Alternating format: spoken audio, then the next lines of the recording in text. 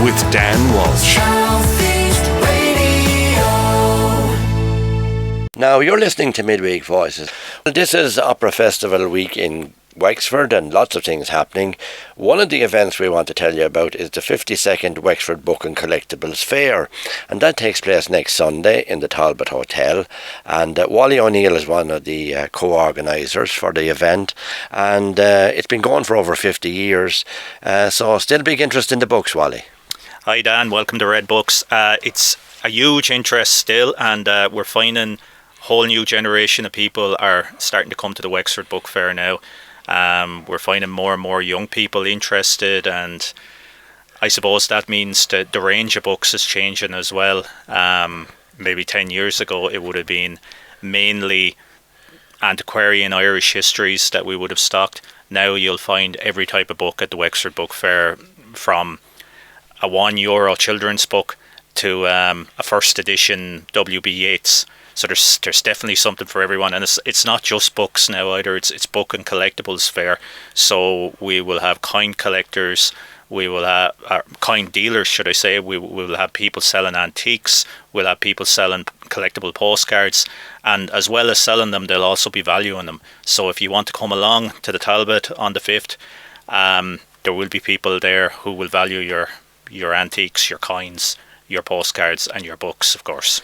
Well, we hear a lot about social media now, and you can even download entire books if you have the time and the inclination. Yeah. But the actual book and the older book still has a following. Yeah, that's a huge following, and a lot of these books, of course, are very, very, very rare, and I suppose that adds to it as well for the collector, who may see a book as a commodity or something to be saved. But we're finding with the younger generation coming up that they may use the new technology, they'll use Kindles and everything when they have to. They prefer books. Maybe it's because they've grown up with this technology, it's not such a novelty to them. But we find that the main users of Kindles are people who are middle-aged. The main users of social media we see are people who are middle-aged, whereas this young generation coming up are certainly embracing books, they're embracing vinyl records, they're embracing retro clothing. So it's nearly like they're looking back now for trying to find something authentic. And it's extraordinary about books, because we're here now that we're surrounded by books here at Red Books, and I'm just looking at your shelf here, and I see one, sociology. Now, that's something that somebody might get into their head and think, well, what's it all about? I'd like to know more. Yeah. And you pick up the book. Yeah, no, absolutely. And people will often say to us, would you ever sell that book? Every single book here, we've 250,000 books, and there's a reader for every one of them. Every day we'll have people coming in asking for kind of unusual, hard to find, bizarre sometimes books, and we'll go out. We may not have them, but we'll go out of our way to try and track them down. We found a strange thing this year. We found a lot of people coming down from Dublin, coming from Galway and places, looking for books that we would still stock, that we would still have on the shelves here, that they can't find. There was one guy in particular looking for a novel from the 1970s, which we did have on the shelves, and he said it couldn't be sourced in the whole city of Dublin. And he then took out his phone and showed me the cheapest copy online at Amazon was €50. And we had it on the shelf for €2, so he was happy enough leaving. And I'm looking at more books here behind you as well. I see St. Paul's Sunday Missal. Yeah. So if you want to know, when you go to Mass, you hear St. Paul being quoted. So if you want to know everything that St. Paul wrote, it's between those two pages. Yeah, between those two covers. Yeah, and that's the thing. It's to keep the widest range of books on the shelf as possible, and not to neglect any genre, not to neglect any author. We don't practice any type of censorship here, so we have every type of book. There's probably books on the shelves here, I'm sure. No matter who you are, you'll find a book here among the 250,000 titles that'll offend you. But that's what it's about. We're booksellers, and we take that very serious. And the big thing, of course, is biographies and autobiographies. You know, any figure worth their salt, there's a book written about them somewhere. There is, and you'll find an awful lot of them coming out every Christmas. A lot of sports and entertainment biographies, but we find a lot of people coming in looking for those. Particularly, they'll come here looking for older ones, ones not necessarily just printed that may have gone out of print, and you won't find them in places like Eason's or even on Amazon maybe. But we have people looking for every type of book. We find young people coming in now are particularly interested at the moment in the classics, poetry, science fiction, of course, is always huge, manga, good Irish fiction, of course. We can't keep enough of James Joyce and Samuel Beckett and Enda O'Brien on the shelves. There's always an interest in the local book. Somebody said Wexford publishes more books than any other county. I don't know if it's true, but certainly a lot of books have come from Wexford about every topic. And there's always the person who, I had it one time and I loaned it and it didn't come back. And now, Wally, have you got a copy? There's a lot of that, and you'll find a lot of those out print Wexford histories at the Wexford Book Fair, of course. But there's an incredible amount of history after being written about Wexford. We've some fantastic historians in the town here. We're stocking over the festival now. We're stocking new books by Nicky Rossiter, Des Keeley. We have the book from The Lennon Glass, which has recently come out by the guys in the Wexford Historical Society. We have a reprint of the famous History of Pierces, which is being republished by Brian Siggins.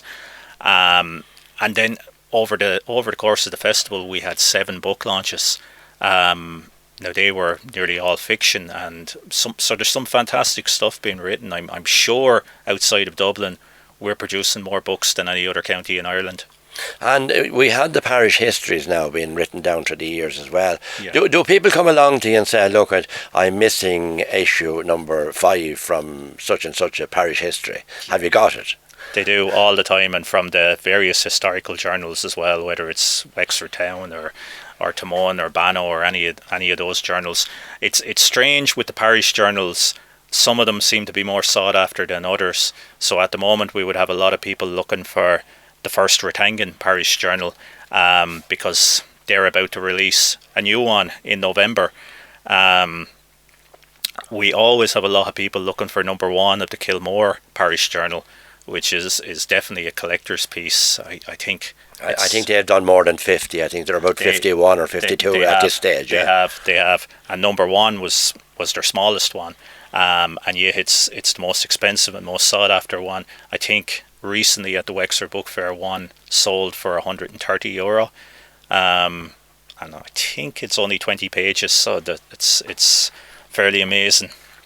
Now, you'll be hoping, of course, that everybody will come to Red Books and do their business there. Yeah. But it's important as well to have collectors from other counties, from Dublin and other counties coming along as well. And I presume it is possible that they might bring along something as well that would be related to Wexford and you didn't know about it. They will. A lot of them will gather up their Wexford stuff over the year, especially for the fair. So we'll have some great dealers there.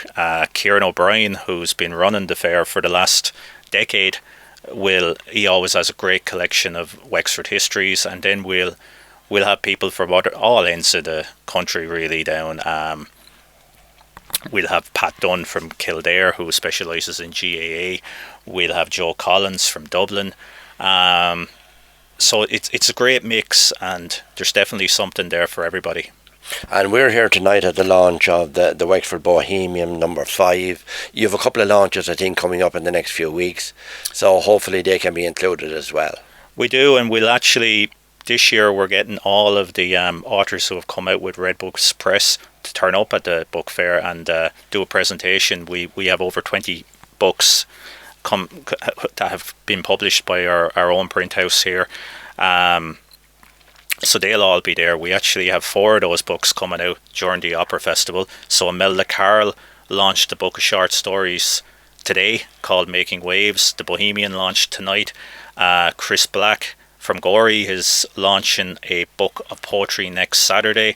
And Mick Carty, who will be well known to people in soccer and GAA circles in the Rathangan area is launching a memoir at just before the book fair actually.